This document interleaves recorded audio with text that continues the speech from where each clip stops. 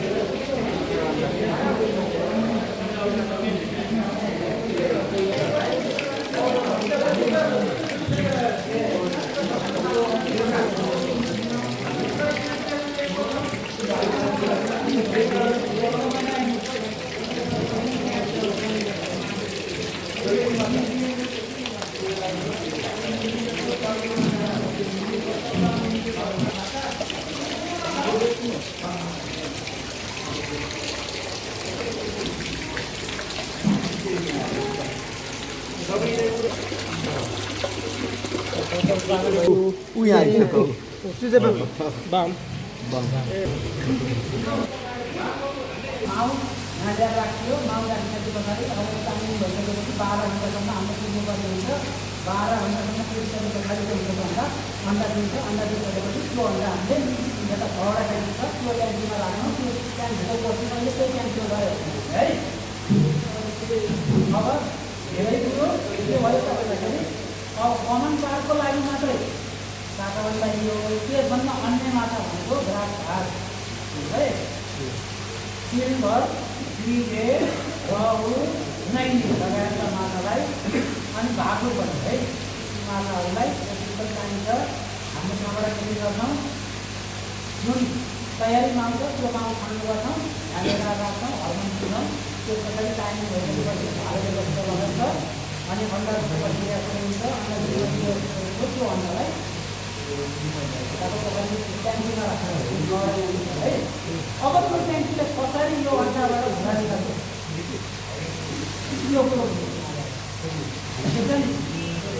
अब अन्डा लियो हामीले माउसँगबाट अन्डा लियो भालेको मृत राखियो अघि मैले बाहिरै भनेको थिएँ उहाँको मासुबाट भोलियो पानी खालियो अन्डा दिनुहुन्छ दोस्रो पटक राखियो त्यही गरियो तेस्रो पटक पनि त्यही प्रक्रिया दोहोऱ्याइयो अब त्यो अन्डाले आकार परिवर्तन गर्यो आकार परिवर्तन गरेको अन्डा अब हामीले यताको ट्याङ्कीमा राख्छौँ अब त्यही ट्याङ्कीमा गएर हेर्छौँ हामीले त्यो ट्याङ्कीले के काम गर्छ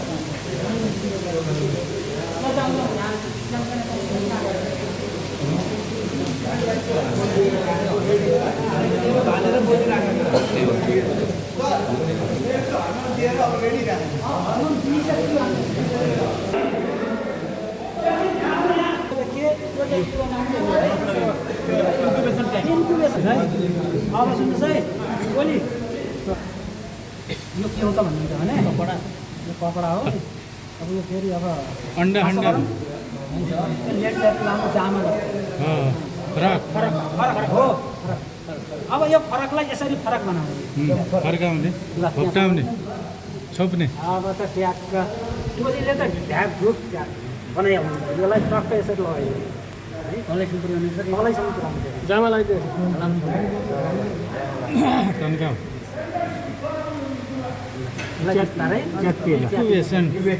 डाँगर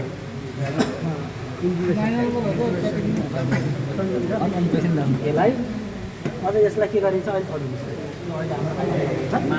यो के हो भन्नुहुन्छ भने यसको खास यसले गर्ने काम के हो त्यो बुझ्ने है अब हामीले यो लगाइदियो है यो तलैसम्म जाँदाखेरि यो ट्यागको यसरी कन्दिन्छ यहाँ यो तलैसम्म जान्छ है खास कुरो के हो त यहाँसम्म जान्छ अब ती हाम्रा दिइसकेका अन्डामा हामीले मिल्ट घोलियो, मिल्ट घोलिसके आकार परिवर्तन गऱ्यो, अलिकति ठुलो भयो।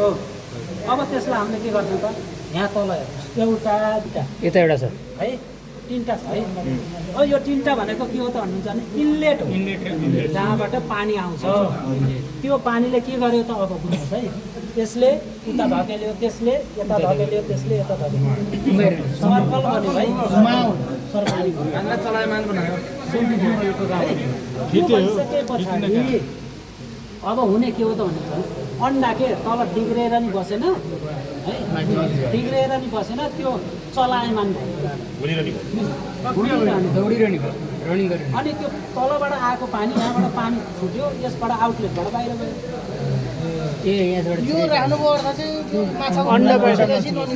अन्डा पनि नभए यो राखिएन भने त यहाँबाट बगेर जाने भरि पानी हुन्छ सर, यतिसम्म हुन्छ। यहाँबाट पानी ओभरफ्लो भएर यसबाट जाने ओभरफ्लो होइन, यहाँबाट फिल्टर हुने भयो, पानी यहीँबाट भित्र छिरो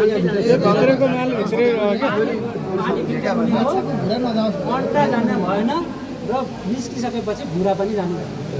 अनि यहाँ घुम्छ, अब भ्याज भइसकेपछि यहाँ घुम्छ, यहाँ घुमिसकेपछि अब त्यो नर्सरी पोखरीमा कहिले सार्ने त, पढाएको छ भुरा निस्क्यो, नर्सरी पोखरीमा कहिले सार्ने त, अब यहाँनिर घुम्छ है।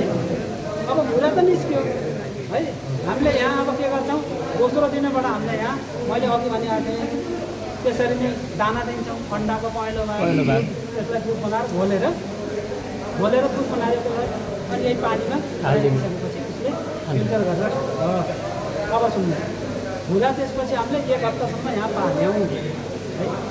अब मलाई पोखरी यहाँ लग्नु हुन्छ कि बुढाले बनाउँदा कुरो त्यो छ, मलाई पोखरीमा लग, अब म पोखरीमा जान तयार छु, आफूले बोल्नु पऱ्यो, उसको इसारा बोल्नु पऱ्यो। कसरी अब कसरी भन्छ त बस्नु, अब पहिला चाहिँ यो पानी सँगसँगै ऊ मजाले आनन्दसँग घुमिरहेको हुन्छ। अब उसमा इनर्जी आउँदै गयो, ऊ बलियो हुँदै गयो भने के गर्छ त, त्यसको मुहान कहाँ छ त, त्यो म भेटेरै छाड्छु धुलो हुँदै नि। अब के गर्ने भयो त, पानी उताबाट यता बगिरहेछ, भुरा यताबाट बुझ्नुभयो। अब उल्टो भुरा घुम्न थाल्यो भने नर्सरी पोखरीमा लग्नु, त्यहाँ लगेर अब हजुरहरूले 28 दिन पाल्नुपर्ने, 30 दिन पाल्नुपर्ने, 25 दिन पाल्नुपर्ने, टेम्परेचरको आधारमा यहाँ पनि टेम्परेचर अब हाई छ भनेदेखि पाल्नु परेन हजुरलाई, 28 दिन पाल्नु परेन, त्यहाँभन्दा पहिल्यै वितरण गर्न सकिन्छ। यदि पानीको टेम्परेचर लो छ भने 28-30 दिनसम्म पाल्नै पऱ्यो, त्यस पछाडि हजुरले वितरण गर्न सकिन्छ। बुझ्नुभयो? भुरा चाहिँ यहाँ छोडिन्छ नि त सर, अन्डा छोडिन्छ यहाँ, अन्डा छोडिसकेपछि अब यो पानी हुन्छ, पानीको लेभल, पानी यहाँबाट बाहिर गएको हुन्छ, नालीबाट पानी आउट भएको हुन्छ, अन्डा यहाँ राख्छौँ, अन्डा मजाले पानी सँगसँगै घुम्छ। अनि अघि नै अब साथीहरूले अघि नै भनिसकेका छ, 24 देखि 72 घन्टा भनिएको छ, त्यो टाइमिङमा यहाँ भुरा निस्कन्छ है।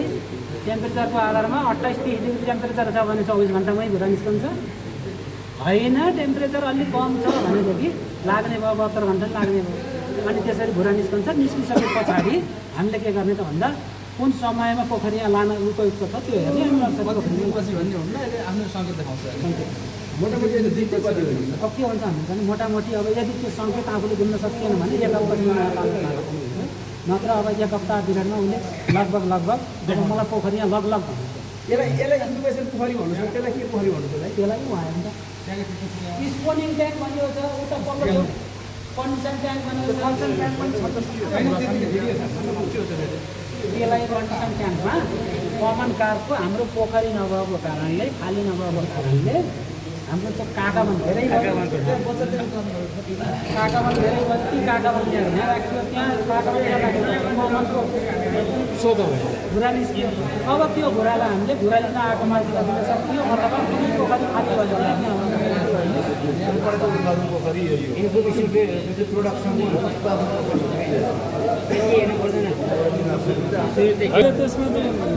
त्यसमा चाहिँ हामीले हार्मोन दियौँ होइन सर, त्यसमा हामीले हार्मोन दियौँ नि, त्यो उसमा त्यसमा हार्मोन दिने त्यसमा होइन त, हार्मोन माछामा हार्मोन दियो, त्यसपछि हामीले त्यो माछाबाट दियो, त्यसलाई माछाले डाइरेक्ट दिने अनि बोकेर लिएर आउने हो यहाँसम्म होइन, माछा पाल्ने पोखरी त हुँदैछ। हामीले के गरिदियो, हेमकको मान्छे हेमक बाहिर छ, हेमकको मान्छे बोकेर लिएर आइयो माछालाई बोकेर लिएर आएर त्यो ट्याङ्कीमा राखिदियो त्यो ट्याङ्कीमा राखिसकेपछि तौल गरिदियो तौलको आधारमा हर्मोन दिनु हो अनि हर्मोन दियो त्यहीँ छोडियो अब टाइमिङ भइसकेपछि लखेट छ अनि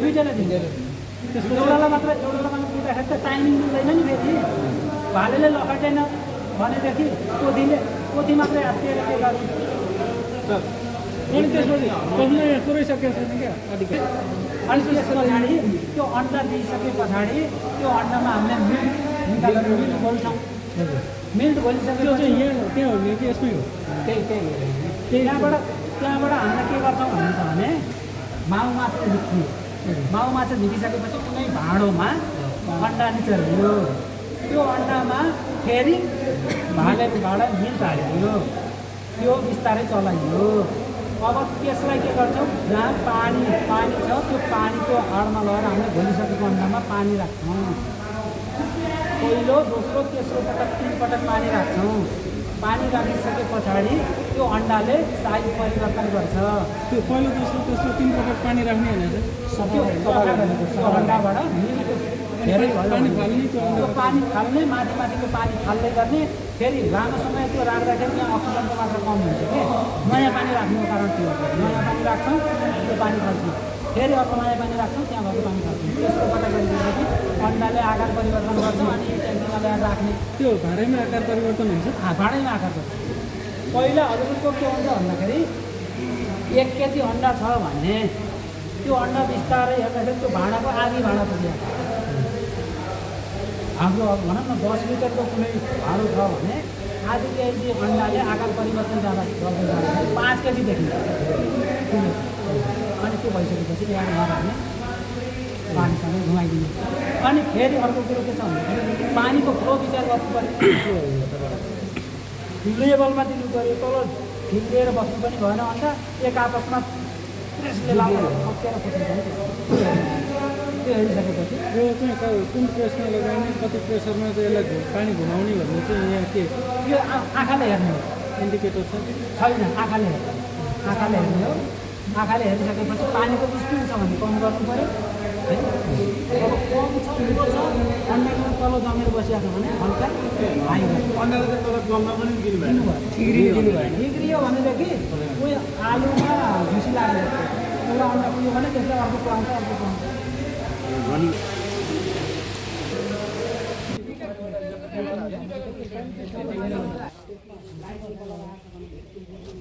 गाली गर्नुहुन्छ हो त सर अब यो के हो त सिपी किरा हो है सिपी किरा हामीहरूको पोखरी यहाँ अब यो सिपी किराको खपेटा हो हामीहरूको पोखरी भएको ठाउँमा प्रायः जस्तो ठाउँमा यो सिपी किरा पाइएको छ है अब यो सिपी किरा के गर्छौँ त हामीले ल सुन्नुहोस् अब प्रक्रिया के हो भन्दा यो सिपी किराको खपेटा जति मरेको छ त्यो मरेकोलाई हामीले कलेक्सन गरियो जीवितलाई त्यहीँ छोडियो हामी मरेको कलेक्सन गरिन्छ अनि यसलाई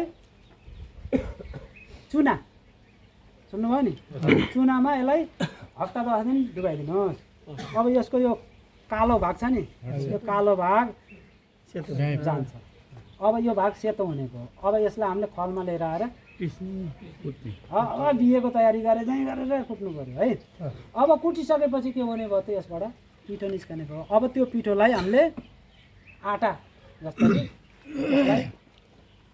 आटा बनाइन्छ जहाँ अब त्यो मूर्ति है मूर्ति अब भगवान्को मूर्ति हुन्छ नि हामीले मान्ने भगवान्को मूर्ति भन्छन् त्यो मूर्तिको डाई बनाएको हुन्छ त्यो डाई लिएर आएर त्यो डाईमा यो पिठोको डल्लो टक्क राखिसकेपछि कुनै पनि अब एउटा चप्कने कुरामा त्यो डाईलाई फर्काएर यसरी राखिदिइसकेपछि त्यो मूर्ति आकारको निस्क्यो सेम टु सेम हुन्छ अहिले त्यहाँ भित्र गएपछि सरले सायद देखाउनुहुन्छ होला है त्यो यो हाम्रो डाईबाट निकालेको मूर्तिहरू त्यो हेर्न पाइन्छ होला त्यो पनि देखाइदिनु सर भन्नु होला नभए अब सर निस्कन नै मैले देखाउनुलाई त्यसरी निस्क्यो अब के गरियो त भन्दा जीवित किरालाई हामीले लिएर आइयो जीवित किरा लिएर आइसक्यो अब जीवित किराको मुख खोलियो यताबाटबाट मुख खोलियो मुख खोलिसकेपछि अब यसमा के गर्छ त के हुँदो रहेछ त भन्नुहुन्छ भने दुईवटा लेयर हुन्छ के पातलो झिल्ली है त्यसले ढाकेको हुन्छ यताको लेयर र यताको लेयर अब त्यसलाई भित्र साधन छन् ती साधनको माध्यमबाट त्यो झिल्ला हल्का पन्छाउने अब हामीले बनाएको मोती चाहिँ अब मोती के त्यो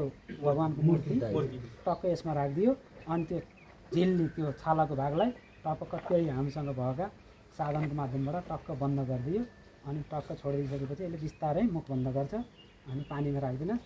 पानीमा राखिसकेपछि 24 घन्टासम्म यसलाई बेसार पानीमा राखिदिनुहोस्। बेसार पानीमा राखिदिइसकेपछि यसमा हल्का फुल्का यहाँ लागेको घाउमा ट्रिटमेन्ट हुन्छ बेसार पानीले। अनि सूर्यको थैली बनाएर त्यसरी नै लिएर आएर हिँड्नाइदिएका 1-1.5 वर्षपछि यसलाई खोलेर हेर्न मिल्यो कस्तो भएको छ। राम्रै कलर आएको छ भनेदेखि त्यो अब मोती अब विदेशमा जस्तो करोडौँमा बिक्री हुन्छ होइन, बर्बादसँग बेच्न पाइएको त्यो चल्दै गयो भने चाटेर चाहिँ त्यो बनेको छ। यो के हुन्छ भन्नुहुन्छ भने दैनिक उसका दिनचर्या दैनिक क्रियाकलाप गर्दै जाँदाखेरि जुन यसको यो भित्रपट्टिको यो लेपन छ नि, यो लेपन पनि उसले के गर्ने भयो त भन्दाखेरि उसभित्र एड भएको चिजमा त्यो चमक चाहिँ त्यसमा पनि दिने भयो। त्यसमा पनि त्यो चमक दिने भयो बिस्तारै 1.5 वर्षसम्म मन्दिरमा दिने भयो। 1.5 वर्षसम्म त्यो चमक त्यसमा पनि चमक दिँदै जाँदाखेरि अब त्यो हामीले राखेको भगवान्को मूर्तिमा लाइट कलर आयो भने त अनि 1200 बेच्न पाइयो भने नि भयो नि त। जस्तो समुद्री इलाकामा छ हो त्यस्तो चाहिँ अब कसरी तिनीहरूले चाहिँ त्यो गर्छ त्यसमा चाहिँ जस्तो सानो सानो सानै हुन्छ र नि सर। समुद्रको कुरो गर्दाखेरि यति रिसर्च गरेर सरले हामीलाई भन्नुभएको थियो। अब हामी त विदेश जान पाइयो होइन, सरले भनेको सुनेको आधारमा भन्छु है म हाम्रो साथीहरूलाई। यो दैनिक क्रियाकलाप दिनचर्या गर्ने क्रममा यसले मुख खोलेर खाने क्रममा केही अब हाम्रा बालुवाका कणहरू यो भित्र छिर्यो। उसले कति नै प्रयास गर्यो फाल्न सकेन। अब त्यसैमा के हुने भयो भन्दाखेरि बिस्तारै उसको वर्ष दिन 2 वर्ष 4 वर्ष उसका क्रियाकलाप गर्दै जाँदाखेरि अब समुद्रमा घुम्ने क्रममा उसमा चाहिँ बिस्तारै लाइटको मात्रा बढ्दै गयो। लाइटको मात्रा त्यसमा चमक बढ्दै गयो अनि त्यो जुन बसेको कण हो त्यो पनि बिस्तारै बढ्दै गयो। अनि त्यसरी अहिले हामीले युट्युबमा हेर्दाखेरि टक्क निकाल्छ, विदेशीले निकालिसकेपछि 5वटा 7वटा निकाल्छ दाना गोलो गोलो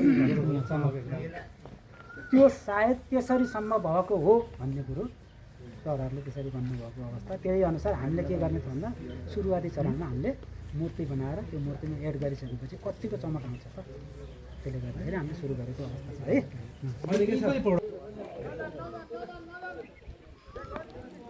यो सुर्के थैली है,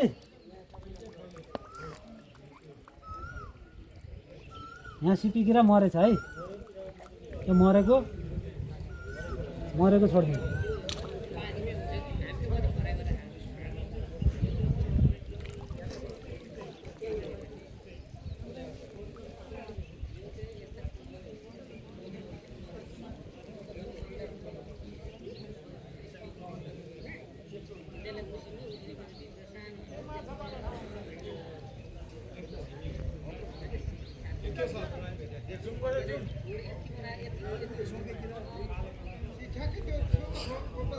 अर्कोपट्टि पनि पल्टाइदिनुहोस्।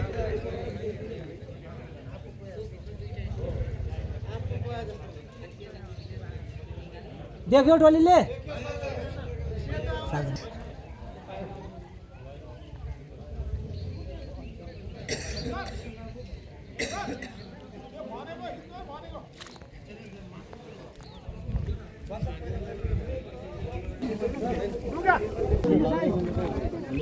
माछाबाट पनि हामीले घुरा निकाल्छौँ है।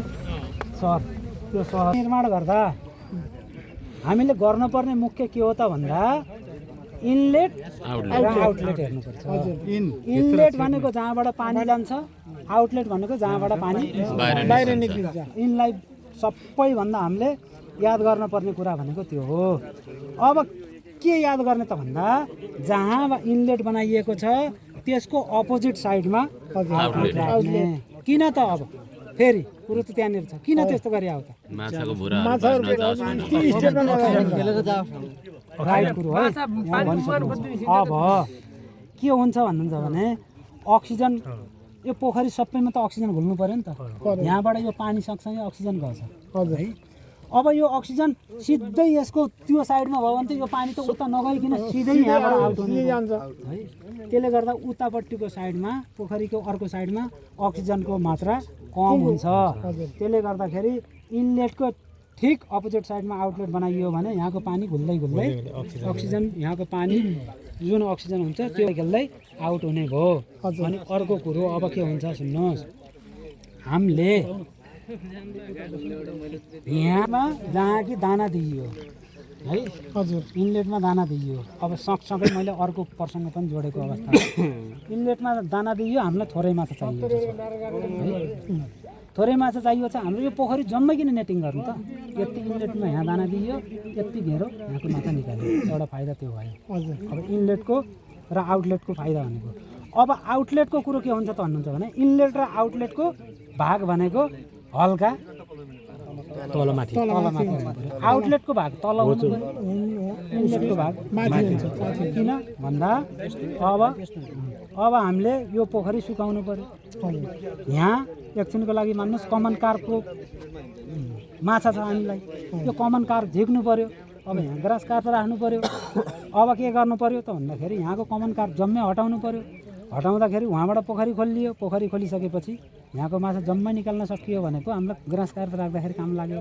निकाल्न सकिएन, यहाँ इनलेटमा पानी जम्यो, यहाँ एउटा माछा बस्यो भने हामीले ग्रास कार्प ल्याएर राख्छौँ, खाइदिन्छौँ। अथवा टिलापिया रहला अथवा अन्य कुनै माछा रहला, अनि त्यसले खाइदिने भयो। त्यसले गर्दा के गर्नु पर्यो भन्दाखेरि सोलोबमा पोखरी बनाएको छ भने पानी पुरै क्लियर रूपमा बगेर जाने भयो भनेदेखि हामीलाई पोखरी सुकाउँदा अन्य जातको माछा राख्दा काम गर्दा सहज हुने भयो। त्यसले गर्दाखेरि पोखरी बनाउँदाखेरि के गर्ने त भन्दाखेरि सोलममा बनाउने। अब अर्को कुरो के छ भन्नुहुन्छ भने अघि सोधिराख्नु भएको थियो, पोखरी निर्माण गर्दाखेरि हामीले के गर्ने त भन्दाखेरि पानीको लेभलभन्दा माथिल्लो सतह त्यहाँबाट आधी मिटर उठाउनुपर्छ। पानीको सतह 1.5 मिटर पानीको सतह हुनु पर्यो, थोरैमा पनि आधी मिटर हाम्रो वाल हुनु पर्यो है। किन त भन्नुहुन्छ भने यो सिजनमा त हामीलाई केही भएन। अब हाम्रो बर्खाको सिजन आउँछ, बर्खाको सिजनमा पोखरी भरिएला एउटा कुरा। अर्को कुरो के भइदिन्छ भन्नुहुन्छ भने जुन बर्खाको सिजन हो त्यो सिजनमा माछाहरू आकाशको पानी पर्दाखेरि फररर उफ्रिन्छ पोखरीको माछा है। यदि हाम्रो पोखरीको पानीको सतह र जमिनको सतह बराबर भयो भने माछा धेरै जसो माछा मर्छ, बाहिर आउने भयो कि जुन पोखरीको बिलभन्दा बाहिर आउने भयो, मर्ने भयो। हुनाले के गर्ने भन्दा आधी मिटर माथि उठाइदिइसके पछाडि त यदि उफ्री गयो भने नि वालमा ठोकिएर पानी पर्छ। त्यसले गर्दाखेरि यी लगायतका कुराहरूमा ध्यान दिनुपर्छ। अब पोखरी निर्माण गर्दा अर्को मुख्य ध्यान दिनुपर्ने कुरो के हो त भन्नुहुन्छ भने यदि हामीहरूको जमिन कस्तो छ है, पानी लिकेज हुने जमिन छ भनेदेखि अब त्यसलाई कतिपयले ढलान गरेको हुन्छ, तर भुइँ ढलान गर्नु हुँदैन है। अब भुइँ ढलान किन गर्नु हुँदैन त भन्नुहुन्छ भने हामीले दिएको कृत्रिम दानाले त के हुनु त, प्राकृतिक दाना हुनलाई त माटै चाहियो। यदि ढलान गरियो भने पनि 10 सेन्टी जति फेरि त्यसलाई माथिबाट माटाले पुरेर बल्ल पानी भर्नुपर्छ है। किनभने खानेकुराहरू उत्पादन त माटोबाट हुन्छ। प्राकृतिकको दाना, प्रकृतिले दिने दाना हो, त्यो चाहिँ माटोबाट उत्पादन हुन्छ। हामीले भनिन्छ नि जू प्लान्टन, फाइटो प्लान्टन भन्छौँ नि, त्यो हामीले दिएर हुने कुरो त होइन। हामीले दिने भनेको त सिर्फ के हो त भन्दा यदि छ्याङ्ग पोखरी छ भनेदेखि त्यसमा मल दिने हो है। छ भने गोठे मल दिने, छैन भने डिएपी युरियाको प्रयोग गर्ने। डिएपी युरिया प्रयोग गर्दैखेरि यदि माटोमा डिएपी युरिया प्रयोग भयो पानी र माटोमा भनेदेखि त्यहाँ जू आउँछ, फाइटो प्लान्टन आउँछ है, लेउहरू एल्गीहरू आउने भयो, जुन माछाको दाना हुने भयो। त्यसले गर्दाखेरि पोखरी निर्माण गर्दा यी कुरामा ध्यान दिनुपर्छ। यदि अवस्था कस्तो पर्छ त्यो भएन भने प्लास्टिक बिछाएर त्यहाँ माथि माटो राख्न पनि सकियो। अब हामीहरूको यो वाल जति जम्मै सिमेन्टेड गरे पनि तल भुइँ के छ त, भाँडा पानी लिक हुन्छ भनेर रबर सेट बिछाएको छ, त्यो रबर सेट माथि माटो छ है। अब हामीले